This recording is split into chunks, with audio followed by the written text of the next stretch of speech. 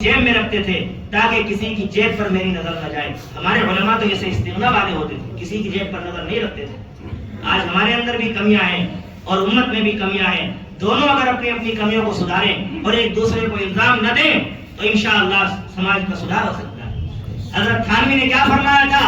मुसलमानों सुनो, तुम इनको समझते हो ये तुम्हारे टुकड़ों पर पलते हैं और तुम्हारी तनख्वाहों पर पलते हैं। अगर तुम इनको खाना पीना देना बंद कर दोगे और तनख्वाह देना बंद कर दोगे तो इनका गुजारा नहीं होगा। ऐसा नहीं है, हो सकता है ये दुकान खोल लें, कुछ ठेला लगा लें, कुछ बिजनेस कर लें, कुछ खेती बाड़ी कर लें, लेकिन याद रखना 50 साल 40 साल के बाद तुम्हारी औलाद यहूदी और ईसाई बन जाएगी। इनका कोई जनाजा पढ़ाने वाला नहीं मिलेगा, इनका कोई निकाह पढ़ाने वाला नहीं मिलेगा, बच्चों के कान में अज़ान पढ़ने वाला नहीं मिलेगा। मेरे भाई, क्या समझते हैं आप उलमा को? उलमा की कुर्बानियां सिर्फ उलमा का काम नमाज पढ़ाने का नहीं है, हर फील्ड में उलमा सरदार हैं। हिंदुस्तान जब आजाद हुआ है ना, उसमें भी जो सबसे आगे कुर्बानियां हैं वो उलमा की हैं, उलमा की हैं, उलमा की हैं। कई हजार उलमा को शहीद किया गया है, कई हजार उलमा को फांसी के तख्ते पर चढ़ा दिया गया है। क्या एक आलिम को पकड़ कर लाया गया और गर्म तेल के अंदर कढ़ाई में डाल दिया गया जिंदा आदमी को, आलिम आदमी को, और कहा गया दूसरे आलिम से कि देख जिस तरीके से इसको डाल दिया गया है तुझे भी इस तरह डाला जाएगा। एक दफा ये बात कह दे कि हाँ हम अंग्रेज की गुलामी को कबूल करते हैं। कहा हरगिज नहीं, हरगिज नहीं, मुझे नहीं, सारे को डाल दो हम, लेकिन तेरी हुकूमत को कभी कबूल नहीं करेंगे, मुझे गुलामी कबूल नहीं करेंगे। मेरे भाई, ये महात्मा गांधी वगैरह तो बाद में शामिल हुए हैं। जंग आजादी की लड़ाई तो 1701 से चल रही है। हम समझते हैं कि 1947 में सब कुछ हो गया, नहीं। टीपू सुल्तान शहीद रहमतुल्लाह अलैह, इसी तरीके से नवाब सिराजुद्दौला, तारीख पढ़िए, ईस्ट इंडिया कंपनी 1699 में आई थी हिंदुस्तान में, कलकत्ता में, अपने जान बिछाए 150 साल तक उसने कुछ नहीं कहा, अपनी तिजारत को मजबूत किया। 150 साल तक उसने टच नहीं किया किसी को, अपनी तिजारत को, बिजनेस को मजबूत किया। जब उसके पैर जम गए हैं, जब उसने आवाज बुलंद करना शुरू की है, और फिर उलमा हजरत शाह अब्दुल अजीज मुहद्दिस देहलवी, जो आपके शहर दिल्ली के अंदर ही दफन है, ये जो मेहदियान कब्रिस्तान है यहाँ, उसके अंदर आपकी कब्र है।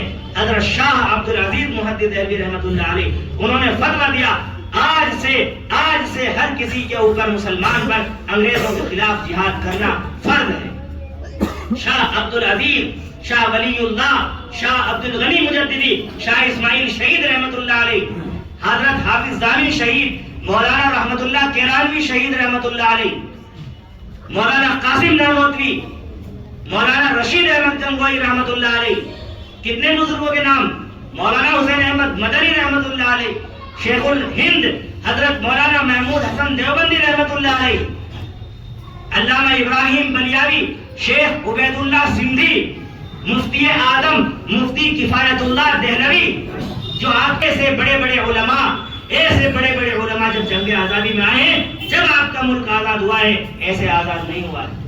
ये मत समझना कभी मौलवियों का काम तो सिर्फ नमाज पढ़ाने का है और मसले बताने का है, नहीं, सारा काम मौलवियों का ही है, सारा काम मौलवियों का ही है।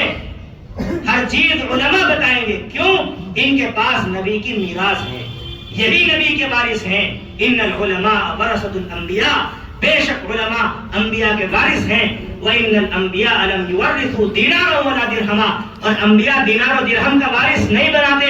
इन्नमा वरसुल इल्म, बेशक वो तो इल्म का वारिस बनाते हैं। फमन अखदहु अखद बिहज़्ज़िन वाफिर, जो चाहे उसको हासिल कर ले, वही नबी का वारिस बन जाएगा। वारिस कौन होता है? आपका वारिस मिसाल के तौर पर कोई आदमी पठान है, तो उसका वारिस पठान ही बनेगा जो उसकी औलाद होगी, और कोई नहीं बन सकता, और कोई नहीं बन सकता।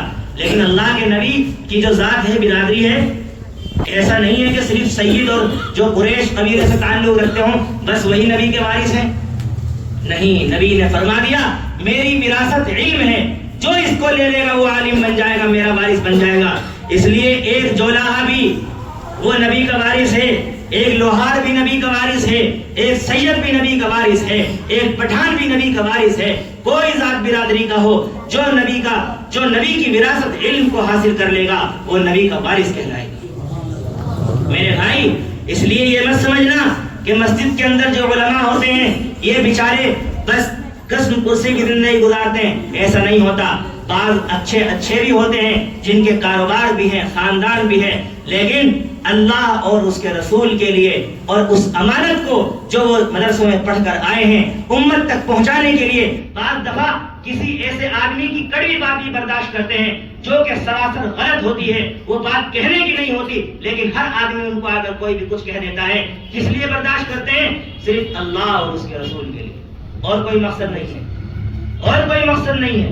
میرے بھائی، اس لیے آپ بھی اپنے اندر تحمل پیدا کریں، علماء کی عزت کیا کریں، مؤذنین کی عزت کیا کریں، مسجد کے جو خادمین ہوتے ہیں، مدارس کے جو خادمین ہوتے ہیں، علماء ہوتے ہیں، ان کا اکرام کیا کریں، ان کی عزت کیا کریں، اور ان کو کبھی حقارت کی نظر سے نہیں دیکھا کریں۔ چار طرح کے آدمی بننے چاہیے۔ پانچویں پر اللہ کے رسول نے لعنت فرمائی ہے، فرمایا یا تو عالم بن جاؤ، یا تو عالم بن جاؤ، دوسرے نمبر پر علم سیکھنے والے بن جاؤ، تیسرے نمبر پر علماء کی بات سننے والے بن جاؤ، اور یہ تینوں بھی نہیں بن سکتے تو ان سے محبت کرنے والے بن جاؤ۔ پانچویں مت بننا ورنہ ہلاک ہو جاؤ گے۔ اس لیے علماء سے محبت کرو، ان کی باتیں سنو، بغض نہ رکھو ان کی طرف سے دل میں۔ کچھ بات آگے پیچھے ہو جائے درگزر کرنا چاہیے۔ تو آج کل کیا ہے، مساجد میں کوئی بات ہو جائے، ہٹاؤ گا امام صاحب کو فون۔ میں سیدھی بات کرتا ہوں، مجھے اپنی امامت کا کوئی خطرہ نہیں ہے، صاف سیدھی بات عرض کر رہا ہوں، بالکل خطرہ نہیں ہے۔ روزی کا رزاق اللہ ہے، آپ نہیں ہیں، وہ ہے رزق دینے والا۔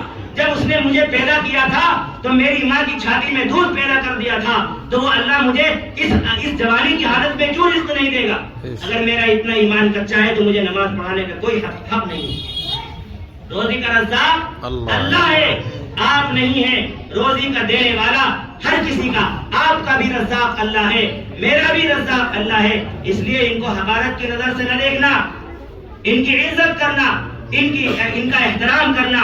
خدا کی قسم، علماء سے محبت کرنے والے قیامت میں بھی انہی کے ساتھ ہوں گے۔ اللہ کے نبی نے فرمایا، قرآن کی آیت ہے، وَمَن يُطِعِ اللَّهَ وَالرَّسُولَ